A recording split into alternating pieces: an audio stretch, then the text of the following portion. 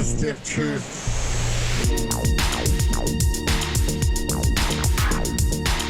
Starter show. I'm halfway through this illustrious story. I'm all teamed up. Shall we?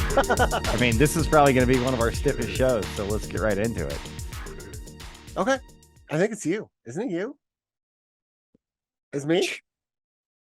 Nobody knows because I posted the show like 2 days ago. Welcome to the Stiff Truth, everyone. I'm Bob West. I'm here with the tremendous Scott Castlenova.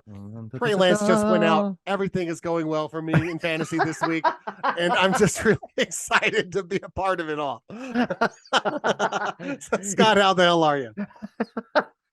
I'm loving it, bud. I love the slightly passive aggressive, a little bit over life momentarily Bob West that we have right now. But yeah, things are going pretty well. As per usual, I was really high on the Washington Commanders from last week, and they shit the bed again today, which part of the course, dude. We are 1-1. We're exactly where we need to be. We're at 500. I'd like to point out that they didn't shit the bed. They shit the first half bed.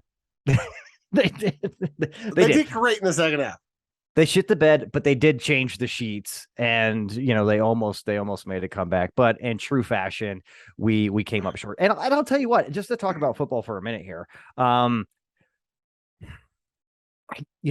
don't sleep on the fucking Detroit Lions. That's all I can say. 2 games now, and look, here's a stat earlier, Bob. Their last 3 games, because they took the ending game of last season, over 35 points on average for the last 3 games for the Detroit Lions. So say what you will about the Detroit Lions, but their defense is pretty fucking electric right now. So that's all I'm going to say. But Bob, we got a lot of fun stuff to talk about today. One of the things that is at the front of my mind is how ridiculously stiff our cocktail is today. And I think, Bob, I don't know if it's a stiff truth first, but it's definitely a milestone of sorts, because we took a legitimate drink and we put some steroids into it. We injected some stiff truthness to it. And I mean, what do we got today, baby? I don't know, man. We slapped this shit with some rock hard stiffness, and we came out on top. I mean, we came charging at this like the Dolphins in the second half today. Mm-hmm. And if anybody didn't see that, the Dolphins literally beat the Ravens 42-35 or something ridiculous. They're down by like 25 points or something. They're retarded. But anyway, this drink is also retarded. So we took this drink called the Stiletto. Let's just give it I have a full one here so everyone can kind of get the full. Oh, here you go. It looks nice, right? It looks like a nice island tropical drink. Island boy. So we took this drink, which is pretty standard, really. It's rum, amaretto, and you can do it. Banana liqueur, right? So we decided it's called a Stiletto, orange juice, pineapple, whatever, standard kind of tropical rum kind of a drink. And we decided, it's a Stiletto, but we're gonna make it hurt. We're going to do it with no safe words. We're going to do it with like a stiletto on the chest. We're going to call it a stiletto stomp. Bam! I like that. And we swapped out the rum with 151 rum. Ooh. And we swapped out the banana liqueur with that pussy shit for a 99 bananas. Woo! And I'll say this too. A couple of beverages that get a little lonely in our bars. You know what I mean? Both the 151 and the 99 bananas they don't see a lot of action, Bob. You know what I mean? And we brought them out of retirement today, fresh off their recent suspension, back up in it to win it. And I'll tell you what, this drink is, dude, when you drink it, I would say it's got a good flavor because it does, but the 151 is overpowering, I think. It's hardcore. And then right behind it, it's like, hey, what's that?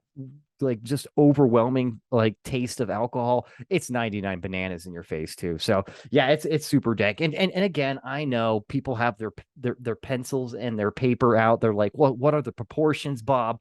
Just quit pussyfooting around it. Originally, this did call for an ounce of rum or vodka. Don't forget that, Bob. You could have picked your poison there initially and said, do you want rum or vodka? We, of course, chose to switch out that 1 ounce of rum with 151 rum, overproofed rum, as they call it, and then a ½ ounce of amaretto, ½ ounce of banana liqueur. We did 99 bananas, and then fill with equal parts of pineapple juice and orange juice, and then of course shake that bitch like Muhammad Ali and throw it right into a glass, and boom, bam, bing, you got it. Let me ask you this though, because this is always something I try to figure out. I think I did a good job. How much did you use of the two mixing fruit juices? I used 1 ounce of each per drink. So I started off with 1.5 ounces each. Oh boy! And threw it in my glass. I shook it up like Katharine Hepburn and drank it down. and then I realized like that's fucked up right there. And I was like, so I just took it and I just eyeballed it, and I filled the rest of the glass up with pineapple and orange juice until it just really did top off the glass, and it made it much more palatable. I do got to say, after the first one goes down, the second one does taste better. And is a good drink. Now, if you dial this back to just a normal run drink in the normal proportions, it's fine. It's a normal pineapple and orange rum drink. Boom. Name your fucking umbrella clad drink, right? But with the 151 and everything, you do have to go that extra mile to make sure that you have enough mixers in there to just make it palatable, because this might be the stiffest drink we've ever made. If not, it's right up there. It's right up there with the Everclear drink, and it's right up there with the absinthe. Yeah. As I delicately sip still my first drink, it's just super, super dank. And it's kind of a shame in the sense that I'm probably gonna have to, not today, because I think I'm done for the day in the sense of like trying new cocktails. But I might have to circle back when I have slightly more bandwidth and try this with regular rum and regular banana liqueur. You know what? I'll still throw the 99 bananas in there. That's not too much of a stretch, I think. But just to see a ½ ounce, it's not a big deal. Yeah, but just to see what it tastes like, because I feel behind the very powerful aromas of strong overproof booze, this is a nice cocktail. And why wouldn't it be? It's got orange juice and pineapple juice in it. Can you really go wrong throwing those into a cocktail?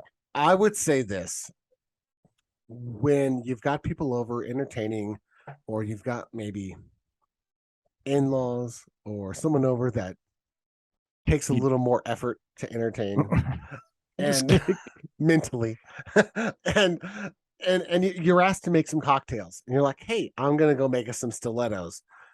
You make all the drinks, but then you go ahead and you 151 your own. That's where this comes into play. So that you just kind of sneak it in there, and everyone's just like, "Oh, this is a really good drink," and you're like, "Yeah, fucking really good." That makes sense. I like this one. I like this one as a personal secret assassin. Yeah, I got that. It's the stiletto stomp, baby. It is good. Hey, well, cheers to you, my friend. Nice work on tweaking an original drink and making it our own here, because again, we got to practice what we preach here, Bobby. And we're the stiff truth. We got stiff cocktails. And this, sir, is one of them. Oh, we do. We do. This cocktail has a cock ring on the bottom of the glass. This thing is so stiff. This cocktail has its own cocktail. That's nice. That is very nice. Well, we've got some great stuff we want to chat about today. I know that you're excited about today's conversation. Let me just say this. I think we dodged an economic bullet here earlier this week, Bob. I'm just going to start off here talking about the almost very, very detrimental railroad strike that we had.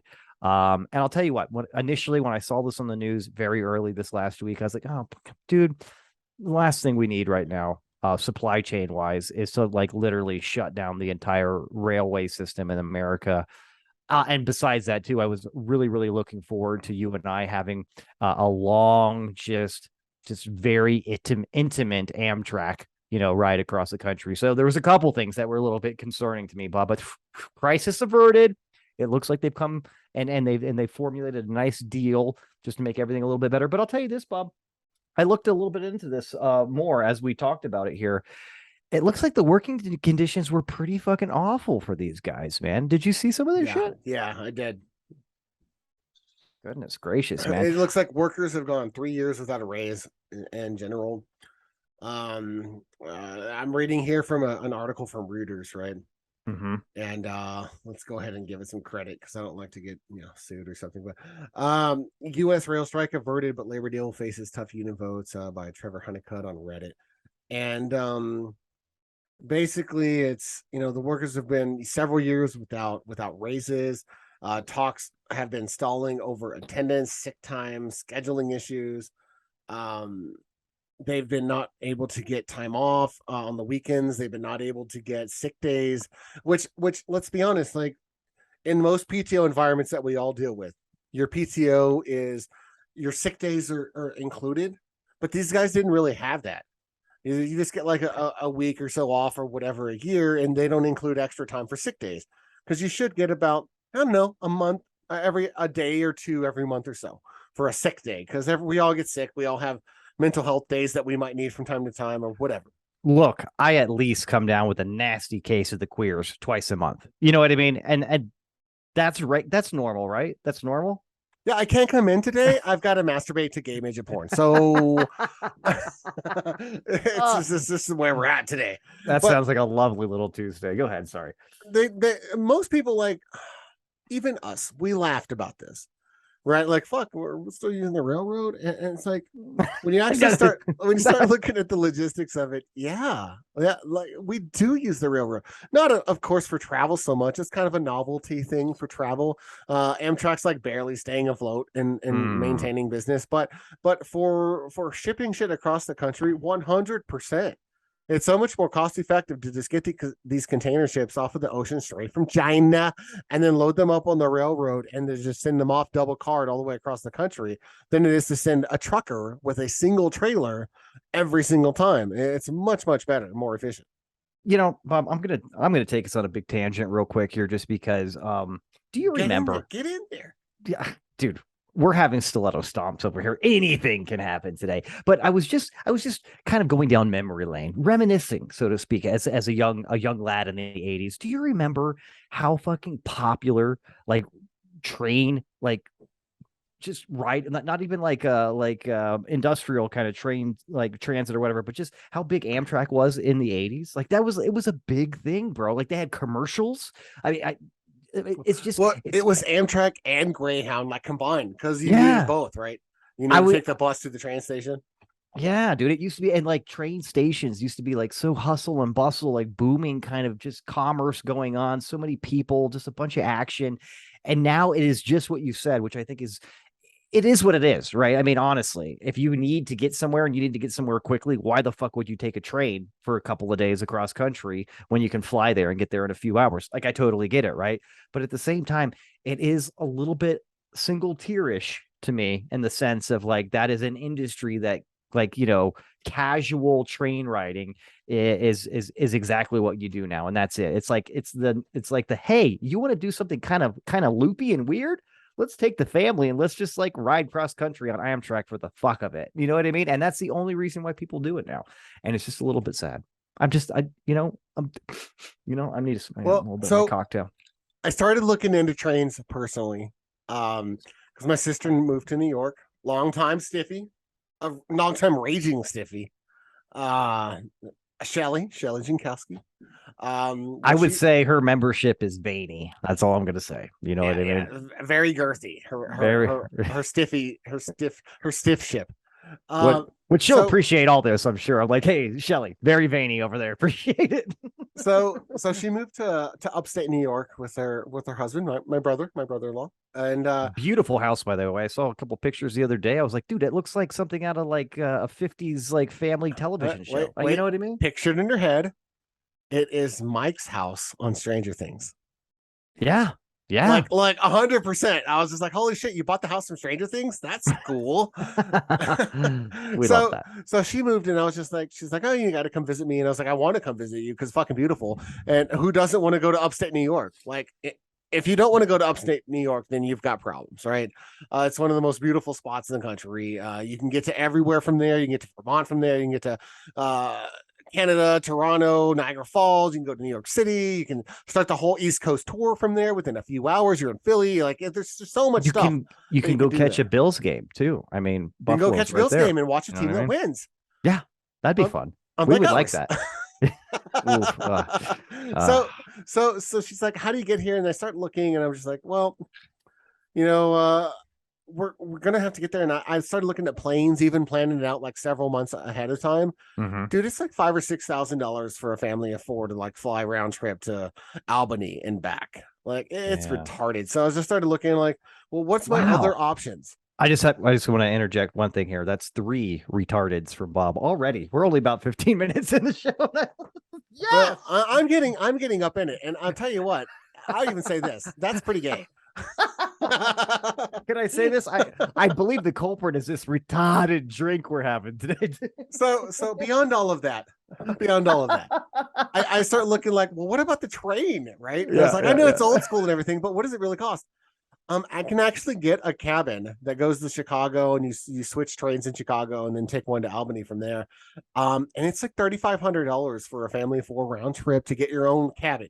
Now, cabin is a little strong. It's basically a bunk bed and a table, like a booth, like a restaurant booth or something. But you know what? It's your own space. You can shut the door. You can go to sleep. No one's going to bother you. You have Wi-Fi. You have all the shit. It comes with like dinners and meals and everything included with it. And then they have, room service, and there's a bar on the train. So naturally, that's my bag, right? So it's like a 72-hour train ride with the family. But you do have your own space, and I think it's decent, right? But it's $3,500, so it's a little more than half of the cost, but the experience you get, right? The right, you get that whole experience, and I was like, that'd be pretty cool, because it's either that or driving, and I could probably drive up to New York for like $1,000 or whatever, and it's way cheaper to do that. But then I'm driving, and I'm having to take a 2-week vacation where 3 days is going to be me driving and staying in God knows where, St. Louis or some shit. And then going up to like Cleveland or some shit and staying there. Jesus. And then I'm driving the whole fucking, but that sounds terrible. I don't want to fucking drive the whole way and then try to have a vacation after 3 days of travel. That sounds terrible. Sounds retarded. I believe with both of us together, it's 5 or 6. We're doing well. That's 2 hat tricks, I believe, if you want to talk hockey. But hey, let me ask you this, Bob, because I was just thinking about this too, as we obviously are just very deeply discussing the railroad strike right now. How many times have you been on a train? I've only been on a train twice. I've never been on a train. Wow. That's kind of the allure. That's why I was like, well, maybe a train's fun. Yeah, and honestly, I don't think I've ever been on like an Amtrak like train. I went on it was like a, can't remember where I was. I think I was in Indiana visiting my mother a long time ago. We went on this like kind of scenic train ride that went from one little town to the other town. It was like hooked together with this like it was like a hour-long train ride, and the train went like 12 miles an hour or something ridiculous like that. It was like some ancient thing in the sense of like it wasn't a modern train. So I've never been on it. What is it? Hold on. Do we count the line that I took at your house to go to the Meow Wolf? I mean, does that count? I guess technically that's a train. It's more like a fucking bus on a railroad, but whatever. Does the train I pulled on your mom count? I can't. It should. It ought to. A lot of effort went into that. That's horrible. So honestly, in all honesty, okay. That's the first train I've ever set foot on an actual real train. And even that, it's not the train. I guess it's the train technically, but it's the line. I'm talking about like getting in and traveling across country, and taking I've never actually done that. But yes, earlier this year, I went to Scott's house and with the fam, and we did ride the train from your house to, the stop by the stadium to go to Meow Wolf. So that was really the first time. Yeah, and you know what? That's even a little bit different in the sense that it's not like necessarily a conventional train up here in Denver. It's technically a light rail. So it's a railroad, you know what I mean? But it's not like your combustion engine coal fucking pot, just a very environmentally friendly experience like it was back in the day. But yes, I guess I could say that I do ride the train every couple times a year up Scott, here. let me tell you this. Let's just say, hey, you want to go to the East Coast. It's going to take you 72 hours, but you and your family can get in this like 8x10 kind of, I don't even know what to say, like 8x10 Is it a room? 8x10 is not exactly a room. Let's just call it a suite. You know what I mean? So anyway, you guys can go in this little enclosed area by yourself. You got unlimited access to like buy whatever food you want. You have 3 meals included for everyone every day, and there's a fucking bar. Like that to me, that seems like a pretty decent way to just kind of hang out with the family, bear down a little space, get through it, and then like all of a sudden, a few drinks later, a few meals later, a bunch of movies later, you're where you need to go. Now, let me ask you this. That all sounds great. Is there a package that includes an open bar? I don't think an open bar. Well, you kind of lost me, Bob. But can you bring like a handle in your bag? Probably. I like how with us it's not like a half pint or a pint. It's a handle we're bringing. Well, it's 3 days with the wife, like, and the kids. You're gonna need something. No. That's the transcript we're pulling, Bob. That's it right there. You're like, it's like I need a handle, and you're like, why? It's 3 days with the wife. Hey, I was meaning that she's gonna drink as well. No, we don't have time for interpretation here or explaining the situation. That's it. Good night, folks. Hey, speaking of interpretation and explaining the situation, I feel like I need to explain my background. Oh, yeah. Oh, you know what? These are 2 things you're very, very proud of. One, blood, sweat, and tears, putting it together. Something it took at least 10 minutes. Yeah, and that's a lot of time. That's like 5 sexual encounters. At least, right? On a good day. So I want to explain here.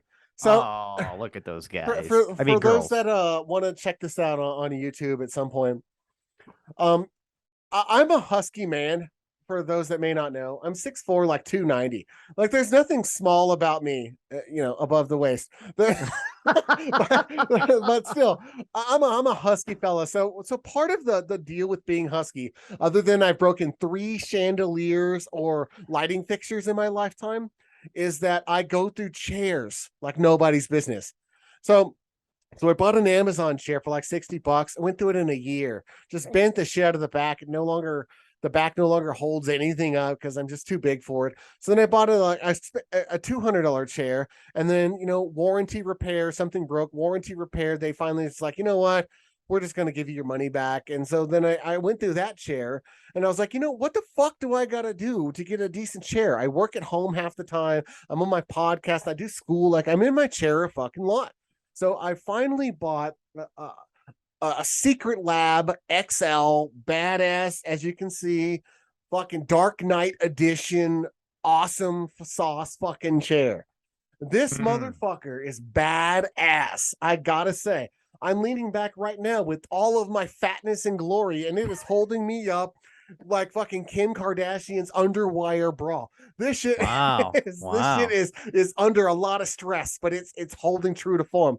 And then if you look to the left there, sad story. 2 weeks ago we lost our cat. She just didn't come home one night.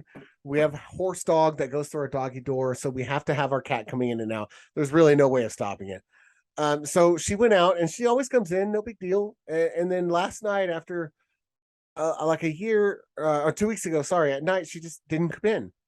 And I was just like, well, that's weird. She didn't like come and like tell us whatever and say hi to us when she came in for the night. I was like, that's weird. And then a couple days went by, I'm like, fuck, I don't think she's coming back. So after 2 weeks went by, we decided to go ahead and start looking for some kitties. And we got new kitties, and we started coming up with a way to help. I'm going to terrorize them so they don't want to go outside, for one, but I'm also going to low jack these things with Samsung tags as soon as they get big enough.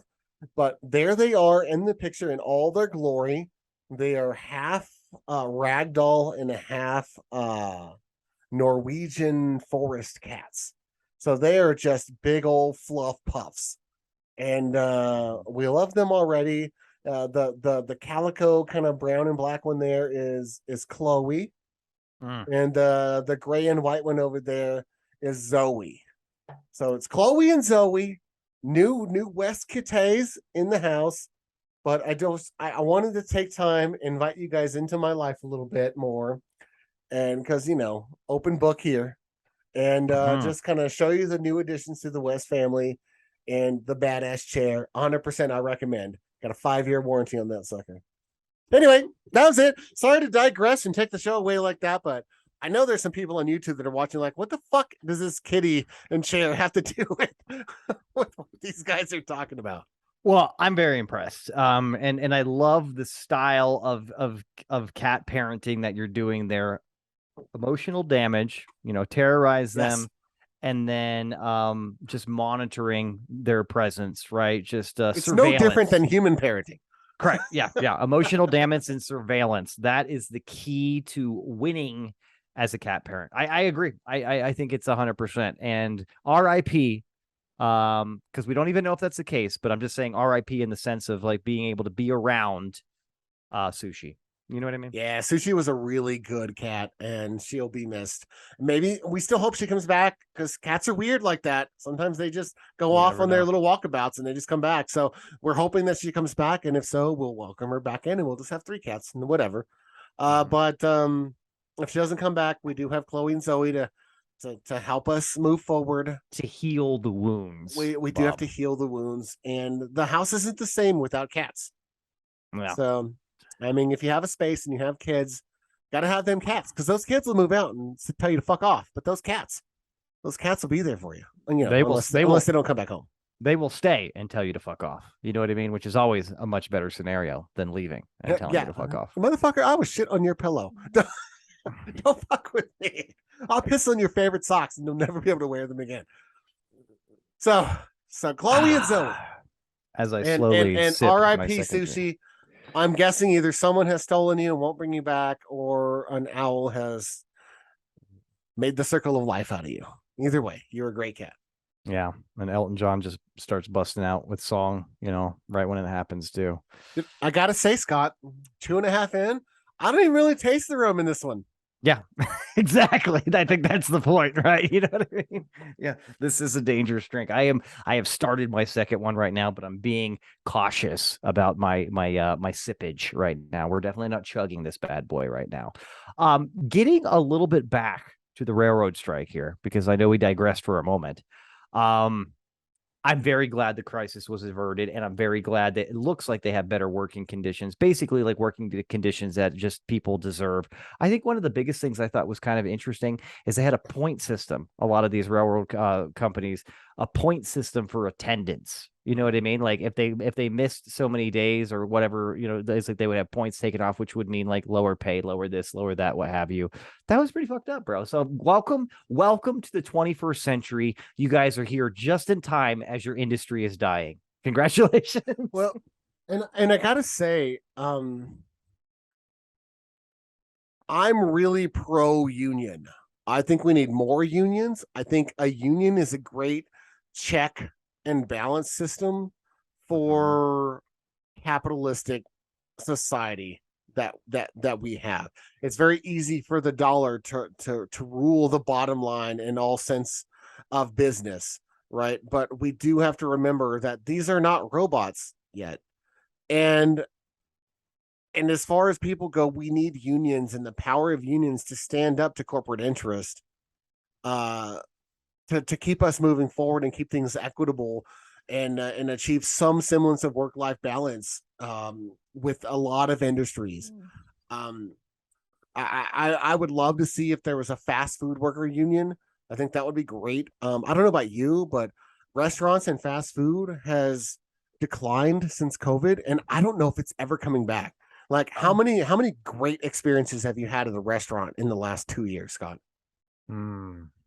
I mean, not too many, but you know what? I honestly haven't really gone to too many new restaurants, honestly, in the last couple of years either. Well, not even new restaurants, like Taco Bell, like anything. Just it's so hard for low level production employees to be comfortable in their environment without the backing of a union to protect their rights, that many people just get forced into taking what they can get. And then in turn, if you're going to pay someone not enough wage to really like sustain their own bills, you're going to have to expect that the quality of their production is going to be just enough to keep their job. Well, let me tell you my beef. I've got some beef with Taco Bell. This may this may be this may have nothing to do. It may not even be related to the pandemic at all. But in recent years, I believe it was less than 2 years ago, so it does line up with the pandemic. They decided to take the best thing in my mind off the menu permanently. Mexican pizza. No, it's not the Mexican pizza. The double-decker taco is gone. Oh yeah, that's a good one. You can no longer get the double-decker taco. I make them at home when I make tacos. I go ahead and get the tortillas out and some refried beans, and I make my double-decker tacos. But they took that off the menu, and I think that was a pretty bitch move, if you ask me. They were only like $1.50, $1.99. They were very filling and very delicious. They had the perfect blend of crispy and squishy. You know what I mean? With the refried beans wrapped around that lovely flour tortilla on the crunchy taco shell. I don't know what they were thinking, but they I got a problem. I got a problem with Taco Bell right now. Ever since then, I'm not a big fan. That's all I'm gonna say. I like the double deckers. So did Jess. She also likes the cheesy quesadilla crunch. The cheesy. I don't know. It's basically like a double decker, but instead it's like wrapped in a tortilla, but with cheese in the inside instead of beans. It's like a double decker cheesy one or whatever. You know what I like to do at the house here is I get the flour tortilla, I throw some refried beans, and I put some like shredded Mexican cheeses on there, and then wrap that bitch around like the hard shell taco. Kind of like a double whammy there. So similar situation, not the double decker taco necessarily, even though I did order those a lot. The tostadas. I loved their fucking tostadas. I loved them. Always got a tostada. And they just randomly took them off the menu one day. First, they made it a spicy tostada crunch. And I'm like, okay, whatever. I'll take Chipotle sauce, I guess, in my tostada. I can get down with that. Whatever. I just and then one day they're just gone completely. And then I'm like really bitching about it because I like every time I went, I ordered at least one of them, right? And then I went one day, like 6 months later, and I was like, I ordered a Mexican pizza, and the Mexican pizza was gone too. And then I turned to Justin like, what the fuck is going on with Taco Bell? How come everything I like they're taking away? So really excited when they brought back the Mexican pizza a couple months ago, but then they immediately took them away and then said they were out of stock. But really what they did was they made them seasonal, right? Essentially. But now they're back. I just got an email a couple of days ago saying the Mexican pizzas are back to stay.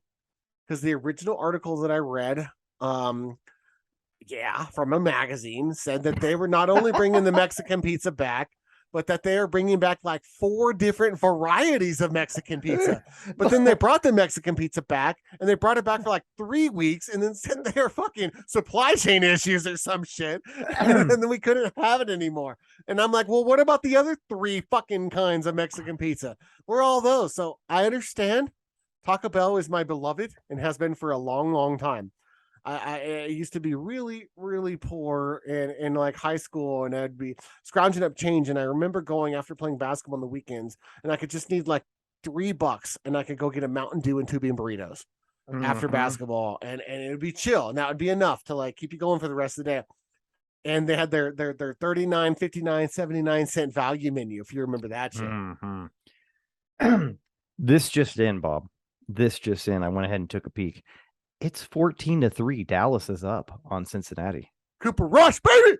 Woo! Time to get that jersey, buddy. Well, I'll tell you what. I love our digression and walk into the illustrious wonders of Taco Bell's menu of late. I wanted to go ahead and pivot a little bit here and talk about a topic that we planned on. Yeah, do something that we planned on. Hey, it's okay though. It's okay.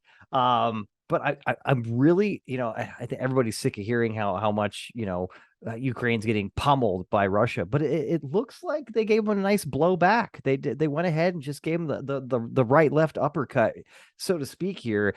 And it appears that God willing, if this goes on much longer and kind of stays all the same, potentially, do you see Russia maybe giving up here after a while? Like we've exhausted enough here. We're just kind of losing resources now and creating economic like pitfalls like for ourselves and everybody else. Like, did they bite off more than they can chew with Ukraine? Because it looks like the tides are turning slightly. So yes and no, right? No, they didn't bite off more than they could chew with Ukraine. They didn't anticipate the world rallying to their cause. They bit off way more than they can chew once they started getting hundreds of billions of dollars from the rest of the world. And then you got countries like you got countries like Sweden and a couple others that are joining like yes. NATO. Yeah. No. Sorry, United Nations, the UN, right? No. Is It's it the not UN? the UN. It's the Why, Jesus. It's something. It's not NATO. This That's is a like North drink. This is American. the Like the North American Free Trade Agreement. That's not right. No. This is directly the cause of this really Hold on. I got this. Here, you just keep talking, all right?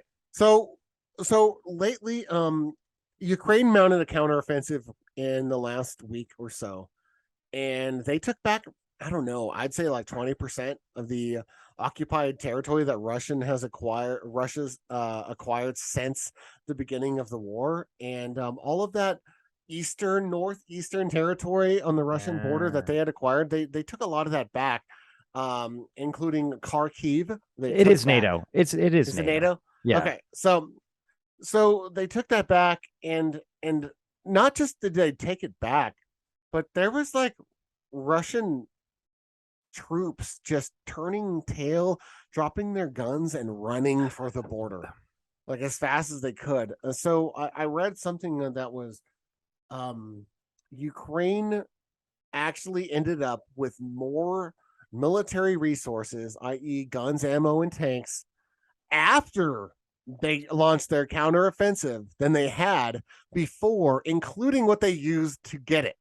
So the Russians just left tanks, left caches of armor, left arms, left caches of ammunition, and just like bailed. And then Ukraine picked it up and had a 6 score there. And then we just promised them another $500 million worth of something. Like, who knows? Which is good because we have the money. You know what I mean? We have all this money. We're only 24 trillion in debt. So, we're Scrooge McDuck over here. Let's just keep printing it. Jesus Christ. But hey, at least it's for a good cause. At least optically right now. Looks like things are going well. It looks like Ukraine has been getting propped up and getting the support from the rest of the world because, hey, there's a magnifying glass on that entire region right now. And one of the biggest things right now, it looks like China was like, you know what, we don't really approve of what you're doing right now, Russia. We have questions, we have suspicions here, and that was a positive thing too, because now, is this because they like see that they're losing? Yes, I think that's what it is. And they need funding to try to win. And China's like, I don't really want to give you money. Yeah, it's like we kind of have questions here. Like, we're betting men, and we're not betting right now on Russia because it looks like you guys are kind of spinning your wheels right now. And this is one country you guys should be able to demolish. It's your country the way you see it, right? And you're not doing that good of a job. So there is that. But that was kind of my biggest fear, like with all of this, is that like China and Russia join forces, and then we legitimately have a problem, considering China has sneakily become like one of the strongest countries in the world very, very quickly over the past 20, 30 years. You know what I mean? No, I do. And another interesting thing about all of this is that for a long time during all of this, right, Russia's been kind of kept in the dark. Everyone falls in line with Putin and whatever. The media is controlled by the state, very, very measured, controlled information that's going out to the Russian public. A couple of things that started happening after this counteroffensive from Ukraine is members of the Russian government have actually been speaking out and telling Putin to quit, to resign. And then even the Russian media starts questioning Putin's leadership and asking if he should resign. So it has a very much a feel of he's losing control internally. And the scary part about all of this is they have the second most nukes in the world next to us. Does he resort to that to win? It could happen, because it seems like the more you're gonna put that wild animal in the corner, the more dangerous it's gonna get, right? And it seems like right now he's really starting to get cornered. Well, I mean, by his own country and by Ukraine. Bob, let's think about it intelligently here. Only one of two things can happen, right? Like, he's going to get back into the corner. He's going to maybe start shooting off nukes, or even more scary and more threatening, he's going to take off his shirt and get on a horse. You know what I mean? He might. He's not the same Putin as 10 years ago. I mean, So I don't know. I don't know what's going on with him. I'm pretty sure he's ailing from an illness that he's fighting. There's been speculation that it's cancer. Yeah, I've heard that too. I know he's been shaking and he's been caught on camera trying to control his like convulsions and shit. Oh my goodness, does that mean we change our normal intro about how we shake our drink? We shake it like Putin? Is that what we're maybe? Oh, I'm sorry. I did not do that. I didn't do you justice, Mr. Putin. We're going to have to make sure that you're part of our show in a more regular, just evergreen kind of way. You know what I mean? So, and I think we probably spent enough time on Ukraine, but I just wanted to make sure that everyone was updated if no one's been paying attention, because I think we should pay attention to something that we're funneling hundreds of millions of dollars and billions of dollars at a time away to foreign countries, and what that means geopolitically, internationally. When our tax dollars are getting used like that, I think we should all fucking pay attention to what's happening there, because I think it's naive and short-sighted to not. I agree 100%, Bob. You are right on the money. You are probably the most impressive male specimen I've seen in a long time. Well, outside of Andrew Tate. You know what's more impressive than that guy? God damn it. Is he not God's gift to human beings right here? And you know what's interesting about Andrew Tate? He's been literally, and I'm not gonna lie here, obviously, like without like getting too depressed about my current situation with my age and where I'm at, not being plugged into the social network of things and on the up and up. I had no idea who this fucking clown was until very recently. But very impressive on a popularity and viral scale, this gentleman here. And I don't know if anybody is ignorant of who Andrew Tate is, but I mean, is it safe to say in the past 6 months to a year, he's the most popular person on the internet, Bob? Is that fair? I don't know about the internet in general, because I'd probably say that's probably Trump. What if I say the interweb? Would that be better? Well, I would say that he's definitely one of the most, right? So for those that don't know, Andrew Tate's a kickboxer out of England. He's an English bloke, right? Apparently his dad was a world champion chess player. So he's got, wow, save a little pussy for the rest of us. Am I right? Well, I mean, he was black. Okay. I don't know why Wikipedia like felt the need to like point that out, but his father was African American and a chess player for some reason. But so either way, I guess he's a mixed race kickboxer from England, right? The more compelling side of that story is his mother worked as a catering assistant. Huh? Am I right? No one assisted more caterers than his mother. So he's not dumb, is what I'm trying to say. If you have the genes of a world champion chess player, you probably have an ability to retain a lot of nodes in your memory at the very least at one time, which is a big indication of IQ, right? How much can you hold in your brain at one time to utilize for what you're trying to accomplish? So I don't think he's dumb, and I think a lot of people just pass it off as he's just like some dumb jock, and he's egotistical and misogynistic and all that, and he is, and 100% about all of that. But I don't believe he does it because he doesn't know the repercussions, or he doesn't know the fallout from the things that he says. I think he's very much calculated. I think it's all very much by design.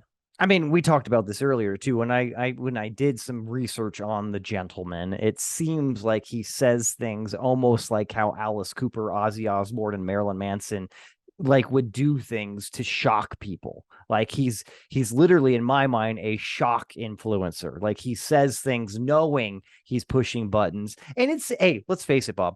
I think in this day and age, in 2022, in this canceled Me Too, this and that, everybody's super sensitive kind of thing, I think this is the easiest time in history for somebody like him to get notoriety. You know what I mean? It's too easy to ruffle feathers right now. So if you like lean into that, like it's like taking candy from a baby, a gay baby in your case. Retarded gay baby. so, sorry to just pile on. So another thing is, other than other than the shock value, that's funny though. Andrew Tate's a tryhard in every sense of the word, right? He is going to maximize his exposure, maximize the critique coming his way. I've often told Scott in our meetings off air that us saying something that would get us canceled or making a news story with like USA Today or something would be the best thing that's ever happened to us. Yeah, it would give us the most exposure. It would be the best thing, and I think he knows that. He doesn't have to spend money if he says something that a news organization is going to pick up and run with. Now he gets all of that ad revenue for free, because kind of like Trump's base, right? He can do no wrong to his followers. Joe Rogan is in a similar light, to where Joe Rogan's already got his core followers. Everyone knows that he's just going to say some outrageous shit sometime, and whether he does or not, he's respected by his followers for saying it no matter what. So, I will say this though, I will separate Trump, Joe Rogan, and Andrew Tate though, and say on a human level, on a just a personal, like, good person level, I think Joe Rogan's way higher than both those other assholes. I do too. So for instance, which one would you trust to drop your kids off with for like Rogan. A few hours? Rogan, absolutely. The only one, not even a question. The only fucking one, right? Rogan is by far and away, but it's not like he's not immune to a similar business model. He does say shit that he knows will be controversy, and he knows it'll come, just like Andrew Tate. But I think where Andrew Tate takes it a step farther is, and I'll get back to the try hard thing. So he's actively trying to be in the spotlight.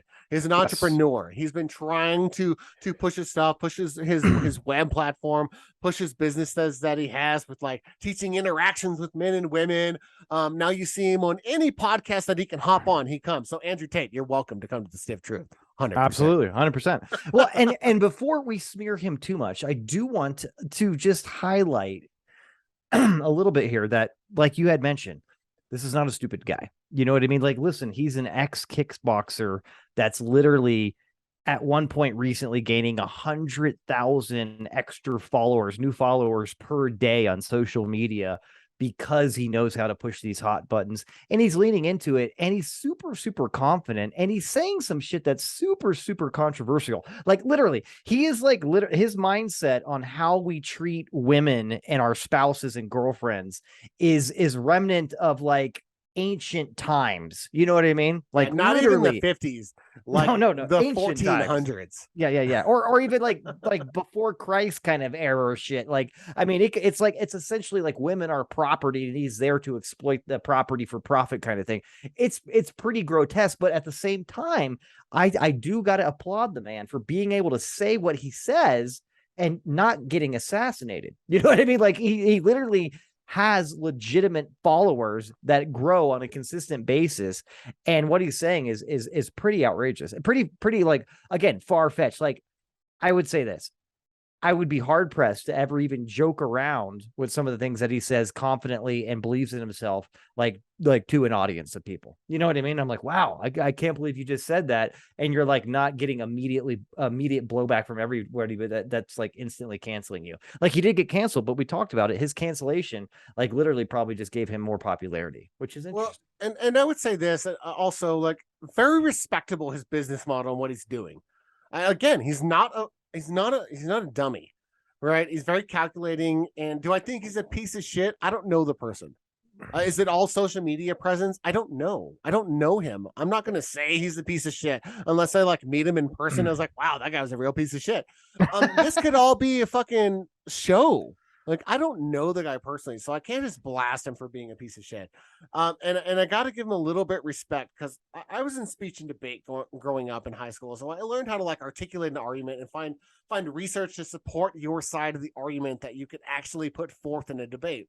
And he doesn't come blindsided with just random misogynistic arguments. He does take the time to try to find justification for his reasoning and his arguments. I don't agree with him, but that's not to say that he doesn't actually present reasons for his positions on a lot of these arguments that he puts forth, because he absolutely does.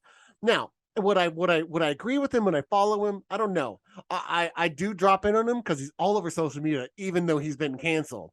I can't like get away from him. But do I listen to his arguments? And I was like, I appreciate the effort that he went to like actually dig out an argument to present that to us. Yeah, I don't agree with it, and I think it's bullshit. But I do appreciate that he does take the time to be thoughtful about it, and I don't think he's just a meathead. So instead of just saying like, "Hey, women are owned by men, and I control everything my woman does," but let me tell you why. Like, at least he's got somewhat of a compelling argument for his outrageous claims. I will give him that. He does. And you know what? Arguing back and forth with this guy over some like ridiculously stiff drinks would probably be very entertaining. Yeah, I think so. And here's the other thing. Case in point, we're talking about him right now. You know what I mean? So what he's doing is working. You know what I mean? Because literally some people, you and I, that had no knowledge, no inclination of interest, no support for Andrew Tate, have decided that we're going to talk about him on one of our shows, which is part of what's viral and what is socially media driven right now. So kudos to you, my friend. You've got it out of us. How are we on time? You are, let's see. I know we're up against it, but we're probably almost there. Okay, there. So I'll give an example of an Andrew Tate argument. Okay, right. Gotcha. Dude, and I'm almost finished with my second drink. Are you done? I'm done. I've been done for a minute. That's why so many like Bob is retards and gays have come out. So wait, hold on. You heard it here first, folks. When Bob drinks too much, a lot of retards and gays come out of the woodwork. They're just like, hi. So anyway, so Andrew Tate says I watched him break down on a podcast. And I don't remember the name of the podcast. Don't really give a fuck. But I watched him break down in a podcast what his point of view was about the feminist movement.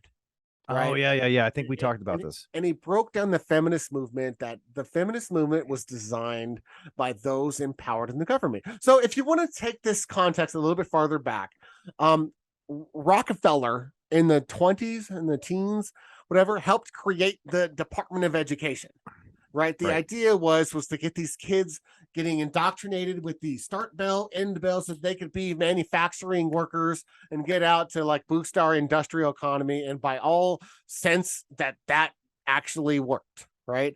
And they did create that system, and it did increase our manufacturing and all of this stuff over the next 50 years, right? So, sure. So some of that goes back to that type of thinking, but then he takes it a step farther and says that the government has actually been a proponent of feminism, because if you can convince women to leave the household and get them to work, then you can double our tax revenue.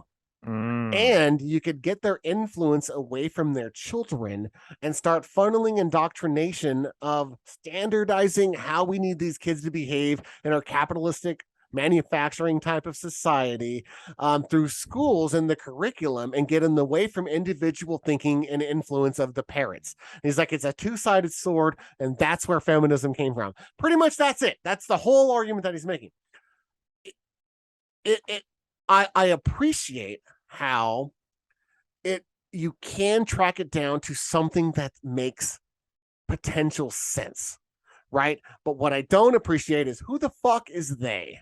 I hate it when people say they. I hate it when people say the government, or there's this big conspiracy, and they don't like say, no, it's actually this company and this company combining with these senators through lobbying that have made this law. That they don't go that far. They just say they, and it's a very lazy way to articulate an argument. And I've always, like, once I hear they or them or the government, I immediately recoil back, like, oh, you're full of shit. Well, it's because you know what that means is they don't know. They don't know, or they would use a proper noun for they. You know what I mean? Right. That literally puts a hole in the argument right there, which is kind of like the benchmark of like conspiracy theories. You know what I mean? Like, you're all, well, they always do that. You're like, who? The government? Scott, who? I get upset if I hear a pronoun being used that doesn't have a proper noun that predicated it, because then I'm asking, who is he, she, it? What the fuck are you talking about? Hey, Dick. They, them. You piece of shit. Sorry. I mean, we got to know. You got to set up these pronouns after you've established the topic noun of who we're talking about. Later on, to reference it with a pronoun. If there's no reference, then I'm lost. Well, I will say this. In parting words on the Andrew Tate story here. I am impressed with the man. I'm impressed with what he's been able to do with very little, in the sense of, like, I mean, there's not really much going on there. He's not adding a lot of value to the world. Let's just say that. He's not bringing a lot of original ideas or inventions or what have you. But what he is doing is filling a void. And like you and I talked about, like off previously, there's plenty of people, maybe behind the scenes, maybe behind closed doors, that really are rooting for somebody like this, and they don't want to admit it. And here's their champion. Very similar to Trump supporters. You know what I mean? In that sense, I will say that the ideology to me struck me as with the same similarity. And honestly, agreed. Just because I don't agree with this guy, or I wouldn't put him first in line to watch my kids while I got on a date with my wife, doesn't mean that I don't respect what he's doing. I don't respect that he takes the time to try to articulate an argument to support his position. I do like that, and I do think he's smart, and I think that people confuse it because he comes from kickboxing. And I think that I think that people are just like really quick to just sign him off as a meathead. But yeah. Andrew Tate, you are not a meathead, my friend. You are an articulate individual, and you do have an agenda, and I think you push it correctly, and I think you take advantage of lesser than and weaker-minded people to your advantage, and I respect that.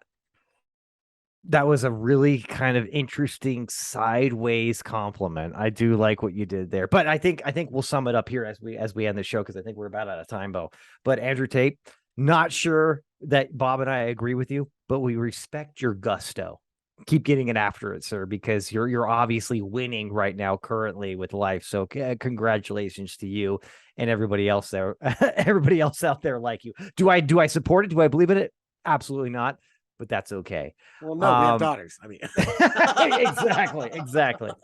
Besides that, maybe if you like want to get out there and support not so local businesses, but businesses that are dying, you know, maybe check the train schedule in your local community. Ride a train. Hey, if you have some time to waste, maybe ride the train. But again, you're always welcome here on the Stiff Truth. 100%. And as we've said before, and we'll say it again, fuck Putin, go Ukraine. Let's see this through. I think besides that, Bob, I think we're done for the day. Do you have anything else to add here for the Stiffies, or yourself personally? No, just we miss you, Sushi. Good luck. Oh, all right, Sush. I'll tell you what, man. Well, hey, guys, thanks for joining us here. I am literally just going to finish my second, probably the most dank drink that we've had here on the Stiff Truth. Not sure how the rest of the day is going to pan out, but I hope the rest of your Sunday goes well. We've got football to watch. We've got other things to do. We've got another great show coming up next week. So thanks again for joining us. Like and subscribe. Check us out. Rate us. All that good shit. And until next time, we love you all. We'll see you soon. See ya.